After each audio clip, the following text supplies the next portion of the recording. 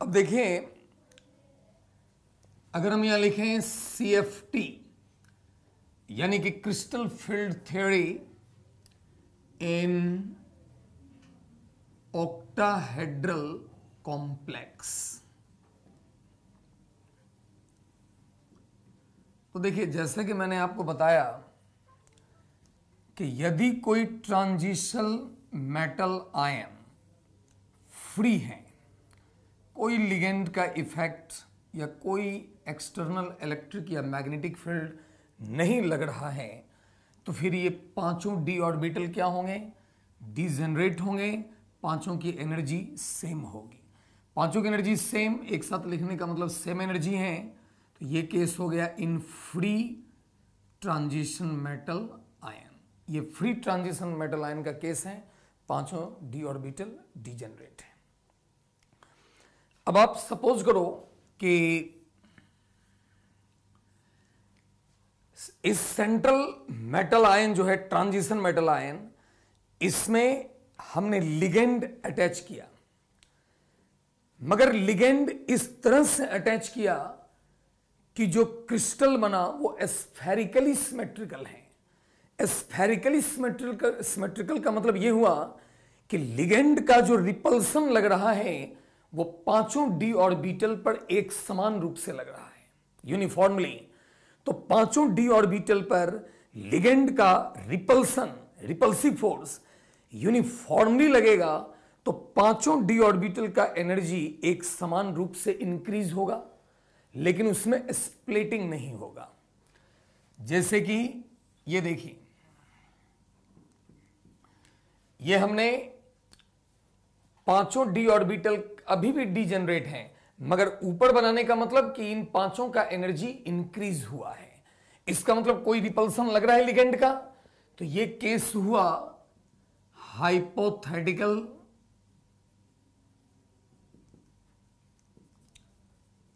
Spherically symmetrical crystal. अगर कोई crystal spherically symmetrical है, यानी कि लिगेंड का रिपल्सन पांचों डी ऑर्बिटल पर एक जैसा लग रहा है, यूनिफॉर्मली लग रहा है, तो पांचों का एनर्जी एक समान रूप से इंक्रीज होगा, but no splitting will be there.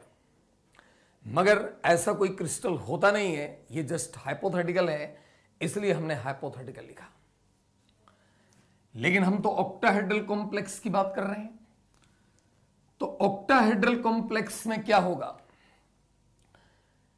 कि ऑक्टाहेड्रल कॉम्प्लेक्स में क्या होता है कि जो लिगेंड का रिपल्सिव फोर्स है, ये पांचों डी ऑर्बिटल पर एक समान नहीं है, क्योंकि ऑक्टाहेड्रल कॉम्प्लेक्स में लिगेंड एक्सिस पे है, तो फिर जो ईजी सेट है, एक्सियल डी ऑर्बिटल का सेट, उसके लोब लिगेंड को ज्यादा अप्रोच कर रहा है, तो इसलिए ईजी सेट के जो ऑर्बिटल हैं उसमें लिगेंड का रिपल्सन ज्यादा लगेगा, और इसलिए ईजी सेट का एनर्जी इंक्रीज हो जाएगा। ये हो गया ईजी सेट, यानी dx² माइनस वाई स्क्वायर और dz²। और T2G सेट जो है नॉन एक्सियल डी ऑर्बिटल्स के सेट, इसके लोब एक्सिस से दूर हैं, ये नॉन एक्सियल हैं और लिगेंड एक्सिस पे हैं, यानी T2G सेट के जो लोब हैं और लिगेंड, इसमें डिस्टेंस है, इसलिए लिगेंड का रिपल्सन T2G सेट पे कम होगा, तो रिपल्सन कम तो एनर्जी कम, तो T2G सेट का एनर्जी कम होगा। ये T2G सेट है, dxy, dxz और dyz। यानी ऑक्टाहेड्रल कॉम्प्लेक्स में आपने क्या देखा कि लिगेंड के इफेक्ट के कारण, लिगेंड के रिपल्सन के कारण जो 5d ऑर्बिटल्स हैं remain no longer degenerate, but they split into two different energy sets, EG set and T2G set. EG set has higher energy and T2G set has lower energy. और ये जो energy gap है इसे बोलेंगे del O यानी कि del ओ हो गया CFSE, crystal field stabilization energy या क्रिस्टल फील्ड स्प्लिटिंग एनर्जी। देखिए, जो हाइपोथेटिकल स्फेरिकली सिमेट्रिकल क्रिस्टल जो हैं, इसके पांचों डी ऑर्बिटल के एनर्जी का जो सम है उसे कहते हैं बैरी सेंटर। इसे कहते हैं बैरी सेंटर या सेंटर ऑफ ग्रेविटी। तो T2G सेट का जो एनर्जी है वो बैरी सेंटर से कितना कम हो जाता है, तो ये माइनस मतलब कम होना 0.4 डेल ओ। T2G सेट का एनर्जी इतना कम हो जाएगा बैरी सेंटर से, और EG सेट का energy plus 0.6 del O increase हो जाएगा। ये हो गया CFT for octahedral complex. Barycentre समझाना क्या है?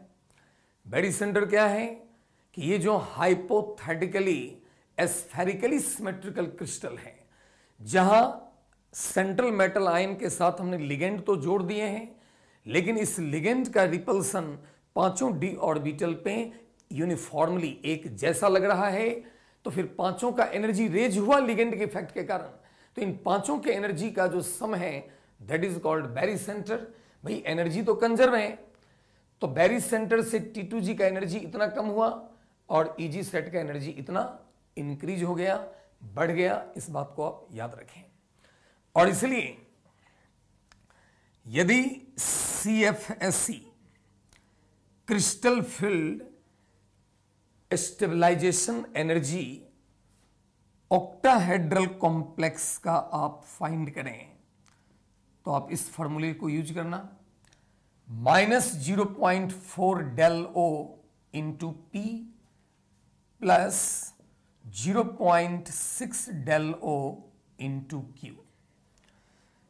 यहां पर P क्या है? Number of electrons in T2G set, और Q number of electrons in EG set. यहां P है number of electrons in T2G set और Q है number of electrons in EG set. जैसे आप ऐसा एग्जांपल लो, जैसे मान लीजिए हमें ऑक्टाहेड्रल कॉम्प्लेक्स बनाना है, यानी मेटल का कोऑर्डिनेशन नंबर 6 है, 6 है। तो ऑक्टाहेड्रल कॉम्प्लेक्स के लिए ये CFT है। अब मान लीजिए उस ऑक्टाहेड्रल कॉम्प्लेक्स में सेंट्रल मेटल आयन जो है इसका कॉन्फ़िगरेशन है D1। तो D1 का मतलब एक ही इलेक्ट्रॉन है D में, तो वो किस में आएगा? T2G में आएगा, और EG तो खाली है तो D2sp3 हाइब्रिडेशन होगा। यदि सेंट्रल मेटल का इलेक्ट्रॉनिक कॉन्फ़िगरेशन D2 है, तो फिर D2 में 2 इलेक्ट्रॉन, तो एक एक आप इलेक्ट्रॉन भरोगे, और EG खाली है तो D2sp3 होगा। कोई पेयरिंग वेरिंग नहीं करेंगे, कोई लिगेंड का इफेक्ट नहीं लगेगा। यदि 3 है तो फिर 1 1 1, क्योंकि T2G के तीनों ऑर्बिटल डिजेनरेट हैं तो यहां हुंडसू लगेगा। अगर वीक फील्ड लिगेंड का केस है तो फिर D4 होने पर क्या होगा? देखो, अगर वीक फील्ड लिगेंड है ना, तो फिर T2G सेट और EG सेट का एनर्जी गैप बहुत कम होगा, इतना कम कि हम मान लेंगे वो ओवरलैप कर गया है, और इसलिए T2G सेट और EG सेट के बीच भी हुंड्स रूल लगाइएगा। यानी वीक फील्ड लिगेंड के केस में यदि सेंट्रल मेटल का कॉन्फ़िगरेशन D4 है, तो D4 रहने पर 3 इलेक्ट्रॉन T2G में आएगा 1 2 3 सेम स्पिन के साथ, और चौथा इलेक्ट्रॉन EG में चला जाएगा in case of week ligand. लेकिन स्ट्रॉन्ग लिगेंड है तो फिर चौथा इलेक्ट्रॉन यहीं पर पेयरिंग होगा, 2 1 1 रहेगा, EG खाली हो जाएगा, और उस केस में D2sp3 हो जाएगा। लेकिन अगर वीक लिगेंड है तो फिर 1 1 1 और यहां 1, तो EG खाली नहीं है, EG सेट खाली नहीं है, तो वहां sp3 D2 की बात करेंगे, वहां पेयरिंग वेरिंग नहीं हो रहा है, वीक लिगेंड है। तो अगर हमें CFSE निकालना है, और सपोज कर लीजिए फॉर D4, और D4 के साथ क्या है? वीक फील्ड लिगेंड है, यानी सेंट्रल मेटल का कॉन्फ़िगरेशन D4 है और इसके साथ वीक फील्ड लिगेंड्स हैं। तो इसका CFSE क्या होगा? तो वीक फील्ड लिगेंड है तो पेयरिंग तो करना नहीं है, तो T2G में 1 2 3 इलेक्ट्रॉन, EG में 1, तो इसका CFSE हो जाएगा -0.4 del O into 3 plus 0.6 del O into EG set में 1 इलेक्ट्रॉन है तो 1। ये कितना हो गया? सॉल्व करिए। ये हो गया -1.2 del O और +0.6 del O, यानी कि -0.6 del O। ठीक है। अब यदि हम एक यहां टर्म यूज करें, मीन पेयरिंग एनर्जी, ऊपर देखिए, मीन पेयरिंग एनर्जी,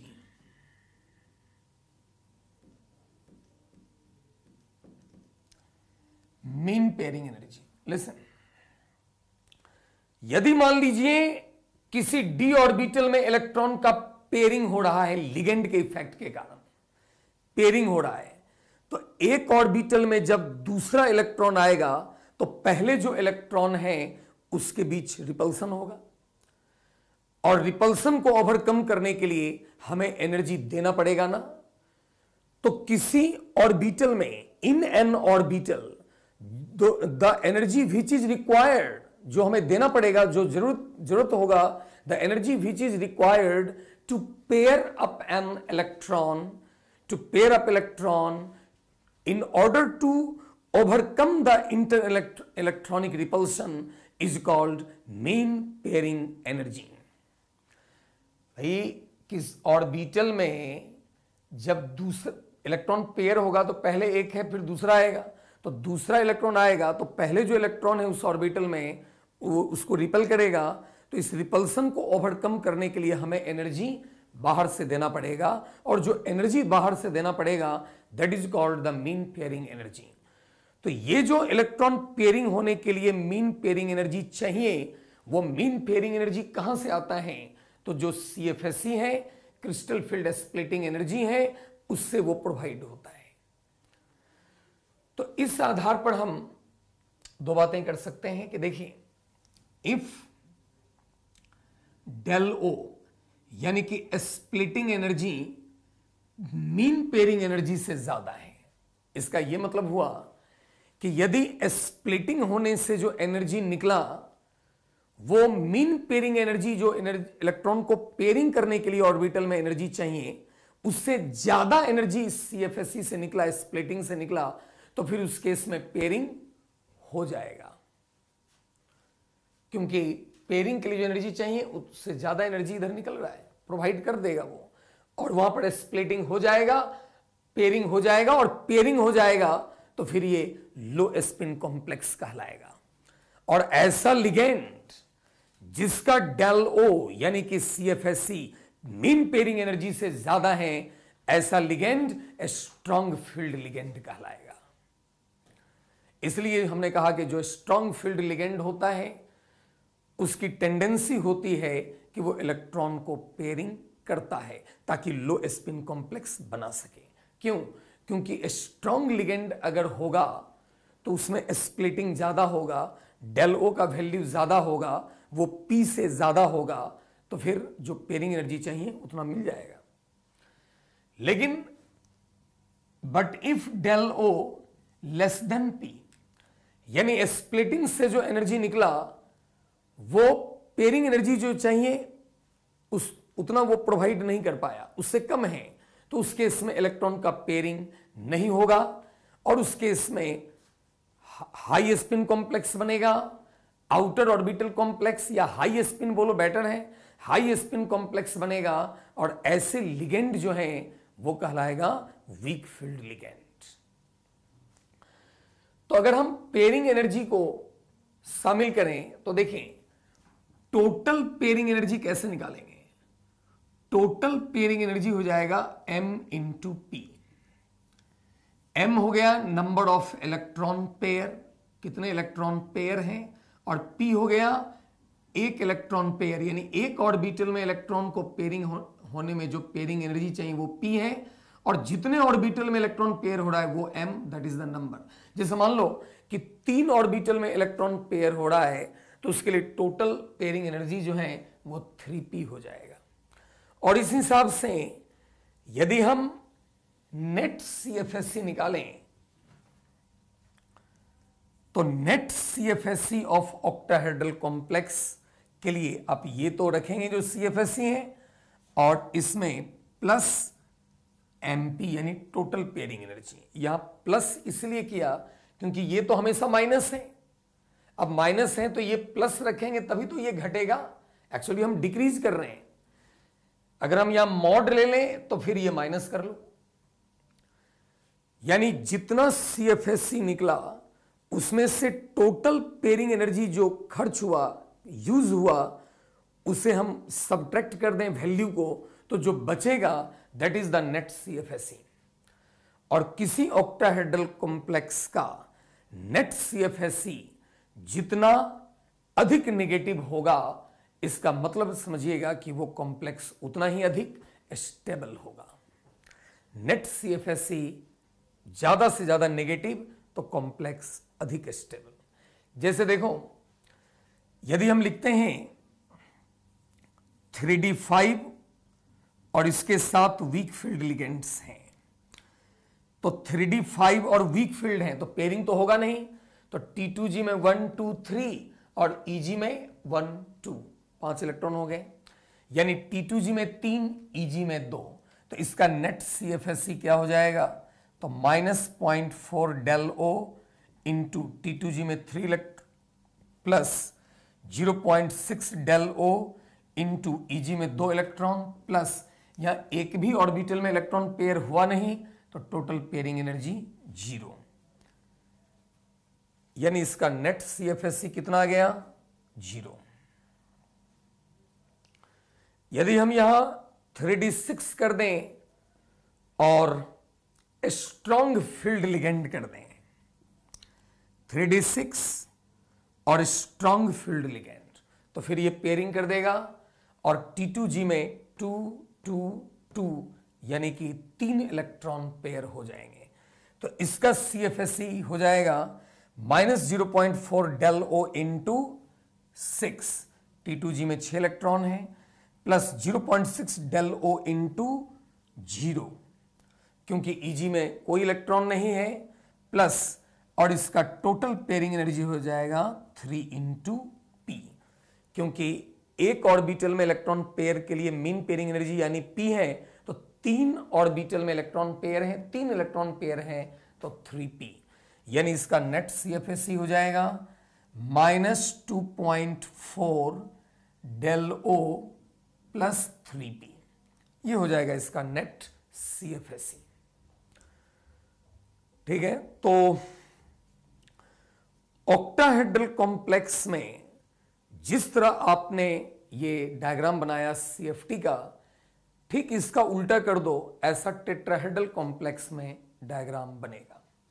तो आप हेडिंग ऊपर दे दें कि CFT इन टेट्राहेड्रल कॉम्प्लेक्स। टेट्राहेड्रल कॉम्प्लेक्स में देखिए कि अगर फ्री ट्रांजिशन मेटल आयन है तो पांचों d ऑर्बिटल डिजेनरेट हैं, ये तो ठीक है। अगर हाइपोथेटिकल स्फेरिकली सिमेट्रिकल क्रिस्टल है तो पांचों का एनर्जी बढ़ा लेकिन समान रूप से बढ़ा मगर स्प्लिटिंग नहीं हुआ। लेकिन टेट्राहेड्रल कॉम्प्लेक्स में जैसा कि पहले हमने कहा था कि T2 सेट इसका एनर्जी इंक्रीज करते हैं। यहां पर सबस्क्रिप्ट G को ओमिट कर देते हैं क्योंकि G जीरेड मतलब जिसमें सेंटर ऑफ सिमेट्री हो, और टेट्राहेड्रॉन में सेंटर ऑफ सिमेट्री होता नहीं है। तो T2 सेट का एनर्जी अधिक है और E सेट इसका एनर्जी कम है, और इन दोनों का जो स्प्लिटिंग एनर्जी होगा यह कहलाएगा डेल T। T सबस्क्रिप्ट देने का मतलब ये टेट्राहेड्रल कॉम्प्लेक्स। ये तो बैरी सेंटर है, यानी इन पांचों की एनर्जी का सम। लिगेंड के कारण कितना एनर्जी बढ़ा, और एनर्जी तो कंजर्व है, तो इसके केस में उल्टा कर दीजिए कि T2 सेट का एनर्जी कितना कम हो जाएगा, तो 0.6 डेल टी, और ई सेट का एनर्जी कितना इंक्रीज हो जाएगा, प्लस 0.4 डेल टी। ये याद रखिए। Tetrahedral complex usually outer orbital complex होते हैं, क्योंकि जो डेल टी है ये बहुत कम होता है डेल ओ से। टेट्राहेड्रल कॉम्प्लेक्स में जो स्प्लिटिंग एनर्जी है ये ऑक्टाहेड्रल कॉम्प्लेक्स से बहुत कम होता है, और इसलिए जो डेल टी है वो पेयरिंग एनर्जी से कम होता है। इसलिए टेट्राहेड्रल कॉम्प्लेक्स में लिगेंड के इफेक्ट के कारण कोई पेयरिंग नहीं होता, और इसलिए most of the tetrahedral complexes क्या है, वो हाई स्पिन कॉम्प्लेक्स हैं या आउटर ऑर्बिटल कॉम्प्लेक्स हैं, कुछ ही बोलिए। डेल टी और डेल ओ में ये रिलेशन आप याद रखें, del T equal to 4/9 into del O, यानी डेल टी डेल ओ से छोटा है, करीब 45% जो है उसका होता है डेल टी डेल ओ का। ये रिलेशन पर कोई क्वेश्चन होते हैं, जैसे कि डेल ओ अगर आपने निकाल लिया और डेल टी पूछता है तो 4/9 कर देंगे, तो ये हो जाएगा 0.44 करीब, या लगभग आप इसको अप्रॉक्स में अगर ले लें तो del T equal to 0.45 del O,